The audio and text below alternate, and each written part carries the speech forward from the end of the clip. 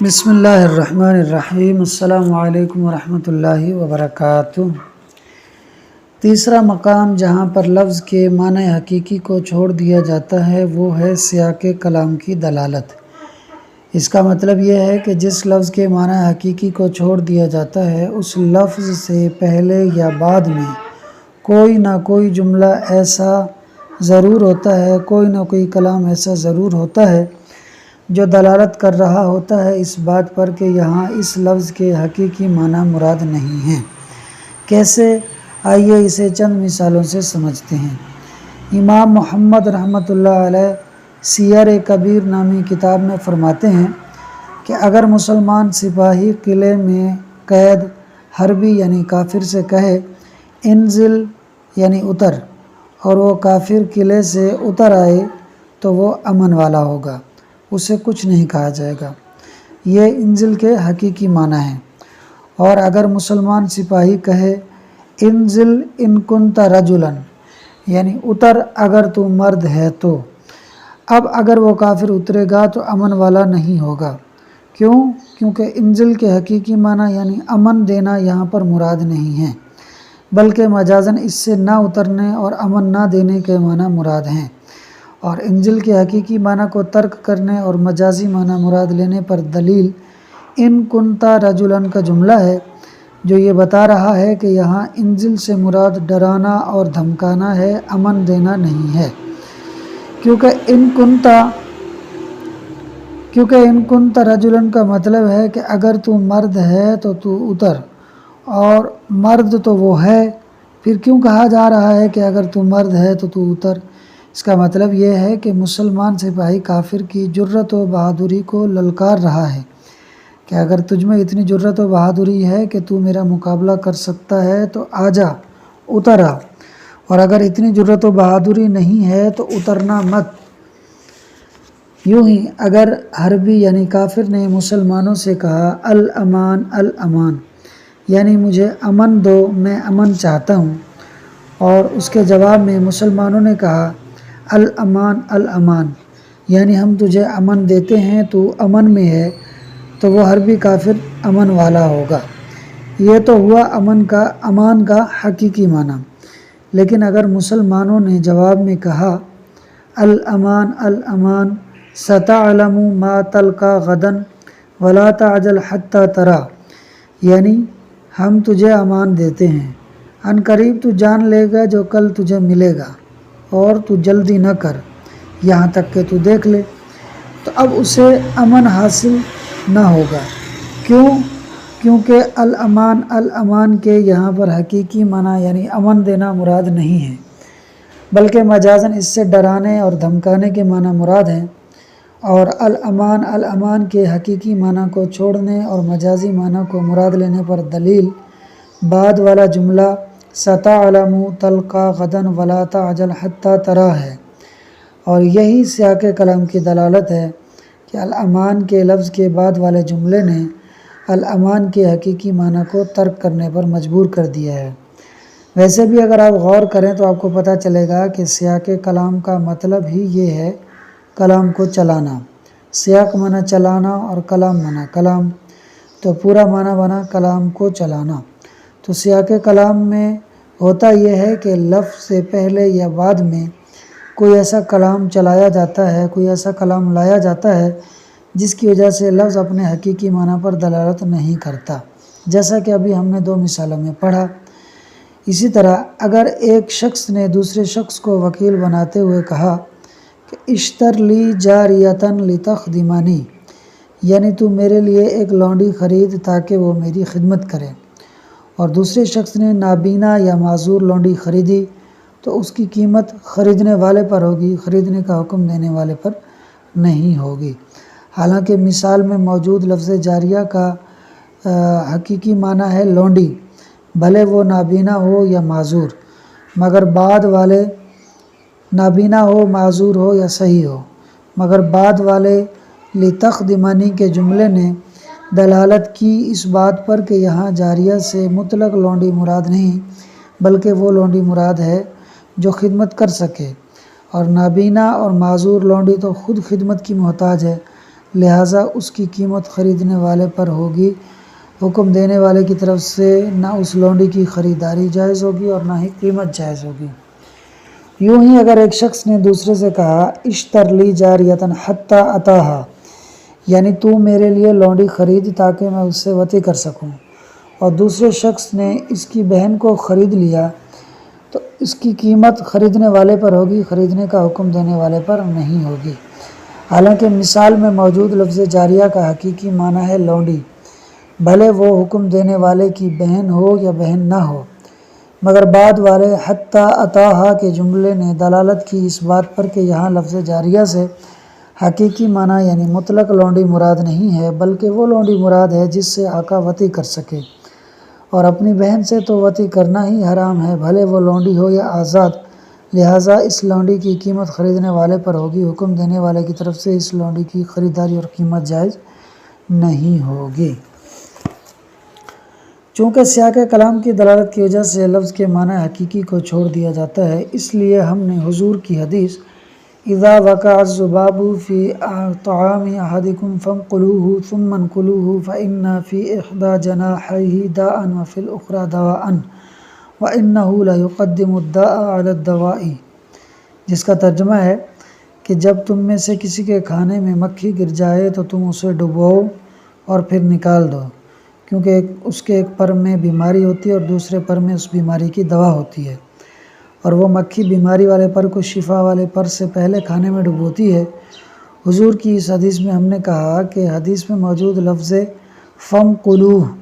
جو کہ امر کا صیغہ ہے اور وجوب کا تقاضا کرتا ہے، واجب ہونے کا تقاضا کرتا ہے، اور یہی اس کا حقیقی معنی ہے، یہ معنی مراد نہیں ہے، بلکہ یہاں ڈبونے کا حکم دینا مباح ہے یعنی جائز ہے، جو کہ مجازی معنی ہے۔ ڈبونا واجب نہیں ہے، جو کہ حقیقی معنی ہے، اور مجازی معنی مراد لینے اور حقیقی معنی کو ترک کرنے پر دلیل بعد والے جملے ہیں جو یہ بتا رہے ہیں کہ حضور ہم پر شفقت فرماتے ہوئے ڈبونے کی حکمت بیان کر رہے ہیں کہ مکھی کو ڈبونے کا حکم میں نے تمہیں اس لیے نہیں دیا کہ یہ کوئی شرعی حکم ہے جس پر عمل کرنا واجب ہے، بلکہ یہ حکم میں نے اس لیے دیا ہے کہ تم بیمار ہونے سے بچ جاؤ، کیونکہ مکھی کے ایک پر میں بیماری اور دوسرے پر میں شفا ہوتی ہے، اور وہ پہلے بیماری والا پر ڈبوتی ہے تو تم شفا والا پر بھی ڈبو دو تاکہ بیماری کا اندیشہ ہی نہ رہے۔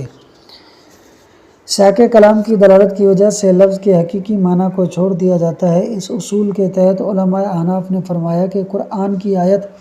انما الصدقات للفقراء والمساکین والعاملین علیہا والمؤلفۃ قلوبہم وفی الرقاب والغارمین وفی سبیل اللہ وابن السبیل، اس آیت میں موجود ان تمام لوگوں کو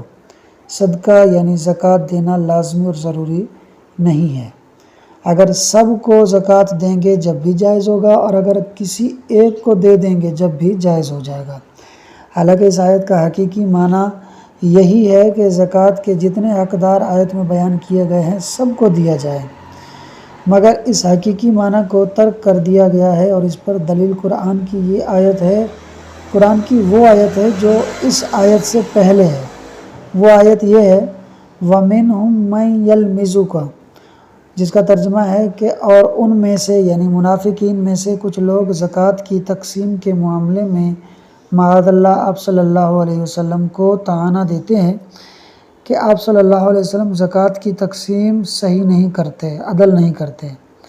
ہاں اگر ان منافقین کو بھی زکوٰۃ میں سے کچھ حصہ دے دیا جائے تو یہ طعنہ دینا بند کر دیں اور خوش ہو جائیں۔ تو یہ لوگ چونکہ اپنے لالچ کی وجہ سے حضور پر اعتراض کر رہے تھے کہ آپ دوسروں کو تو زکوٰۃ دے رہے ہیں مگر ہمیں نہیں دیتے، جس پر اللہ تعالیٰ نے ان کے لالچ کی کاٹ کرتے ہوئے، ان کے لالچ کو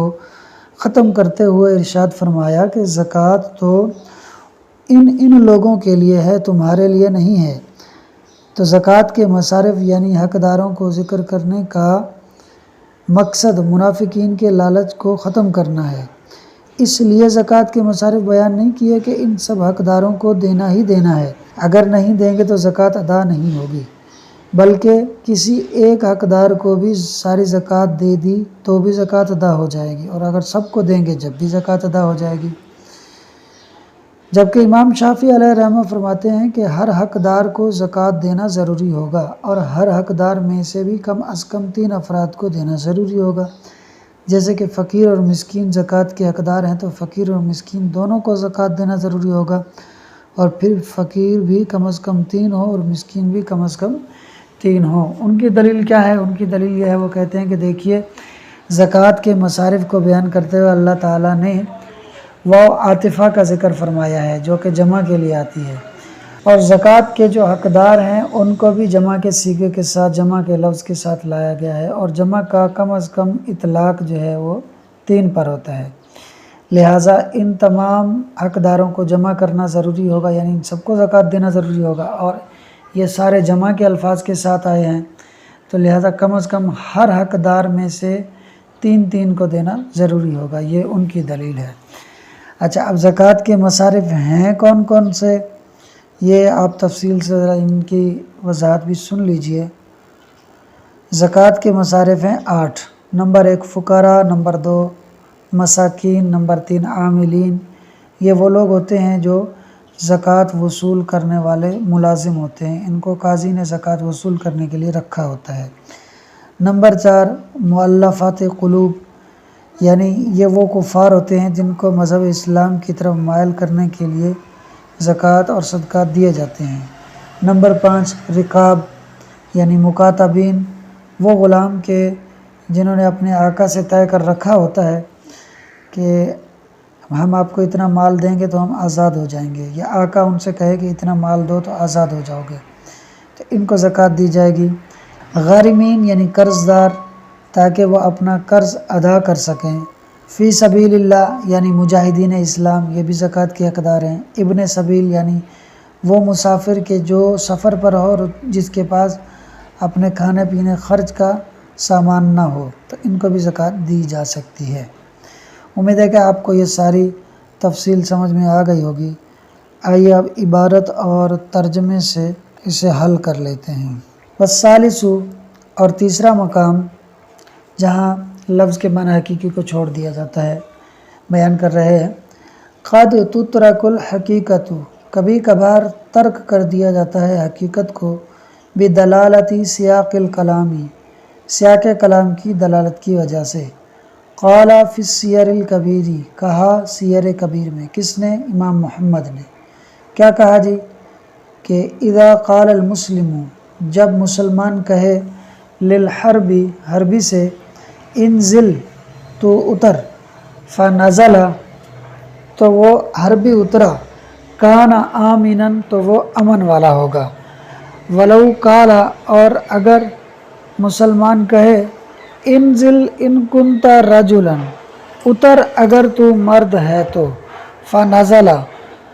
پھر وہ کافر اترا، لا یکون آمنا، تو وہ امن والا نہیں ہوگا۔ ولو قال الحربی، اور اگر حربی نے کہا الامان، الامان، یعنی مجھے امان دے دو،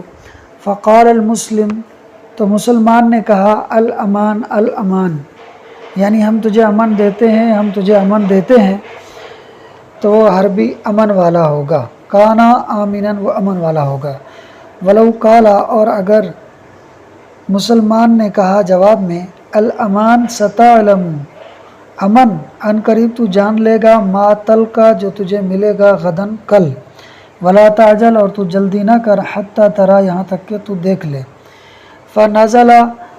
پھر وہ کافر اترا، لا یکون آمنا، تو وہ امن والا نہیں ہوگا۔ ولو قال، اور اگر کسی شخص نے کہا دوسرے سے اشتر لی جاریتن، تو میرے لیے لونڈی خرید، لتخدمنی، تاکہ وہ میری خدمت کرے، فاشتر العمیا، تو دوسرے شخص نے نابینا لونڈی خرید لی، او الشلاء، یا معذور یعنی اپاہج لونڈی خرید لی، لا یجوز، تو یہ خریدنا جائز نہیں ہوگا، اس کی قیمت خریدنے والے پر ہوگی، حکم دینے والے پر نہیں ہوگی۔ ولو قال، اور اگر ایک شخص نے کہا دوسرے سے اشتر لی، تو خرید میرے لیے، جاریتن، ایک لونڈی، حتی اتاہا، تاکہ میں اس سے وطی کر سکوں، فاشترا اختہ، تو اس نے اس کی بہن کو خرید لیا، من الردائی، رضائی بہن۔ اچھا، یہ تقریر میں نے مسئلہ بیان نہیں کیا تھا۔ فشترا اختہ من الرداعی، تو اس دوسرے شخص نے حکم دینے والے کی رضائی بہن کو خرید لیا، لا یکون عن المعکل، تو اس کی خریداری موکل کی طرف سے نہیں ہوگی، موکل کی طرف سے اس کو خریدنا جائز نہ ہوگا، بلکہ اس کی خریداری اور قیمت خریدنے والے پر ہوگی، حکم دینے والے پر نہیں ہوگی۔ وعلی ھذا قلنا، اسی پر ہم نے کہا، کس پر؟ کہ سیاق کلام کی دلالت کی وجہ سے لفظ کے حقیقی معنی کو چھوڑ دیا جاتا ہے، اس پر ہم نے کہا فی قولہ علیہ السلام، رسول اللہ صلی اللہ علیہ وسلم کے فرمان میں، اذا وقع الذباب، جب پڑ جائے مکھی، فی طعام احدکم، تم میں سے کسی ایک کے کھانے میں، فامکلوہ، تو تم اسے نکالو، فامکلوہ، تو تم اسے ڈبکی دو، ثم انقلوہ، پھر تم اسے نکال دو، فإنّا، کیونکہ فی احدی جناحیہ، اس کے دو پروں میں سے ایک میں، داءً، بیماری ہوتی ہے، وفی الاخری، اور دوسرے پر میں دواءً، دوا ہوتی ہے، وإنہ، اور بے شک مکھی، لیقدم الداء، ضرور بیماری کو مقدم کرتی ہے، علی الدواء، دوا پر۔ دل سیاق الکلامی، سیاق کلام نے یعنی بعد والے جملوں نے دلالت کی، علی، اس بات پر، ان المقلا، کہ مکھی کو ڈبونا، لدفع الاذی عنا، ہم سے تکلیف کو دور کرنے کے لیے ہے، لا لامر تعبدی، نہ کہ کوئی امر تعبدی ہے یعنی عبادت کا حکم ہے، حقا للشرع، جو کہ شریعت کا حق ہو، یعنی مکھی کو ڈبونے کا حکم دینا ہم سے تکلیف کو دور کرنے کے لیے ہے،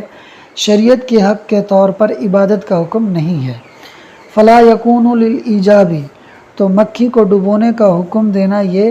ایجاب یعنی واجب کرنے کے لیے نہیں ہے۔ وقولہ تعالی انما الصدقات للفقراء، عقیبہ قولہ تعالی ومنہم من یلمزک،